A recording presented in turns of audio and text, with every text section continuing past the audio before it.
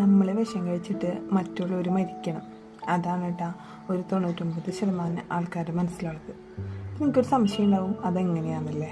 അത് വേറൊന്നുമില്ല, മറ്റുള്ളവരോടുള്ള ഒരു ദേഷ്യം, അടങ്ങാത്തൊരു പക, അങ്ങനത്തെ കാര്യങ്ങളൊക്കെ ഒരുപാട് പേര് ഉള്ളിൽ വെച്ച് നടക്കുന്നുണ്ടാവില്ലേ. അപ്പം അങ്ങനെ ചെയ്യുന്തോറും എന്താ അവിടെ സംഭവിക്കണത്? നമ്മൾ ആ ഒരു ദേഷ്യം ഉള്ളിൽ വെക്കേണ്ടത് ആരാണ്? അവർക്കാണ് മെൻ്റലി ഭയങ്കര സ്ട്രെസ്സും സ്ട്രെയിനും ആയിട്ടിരിക്കാതെ.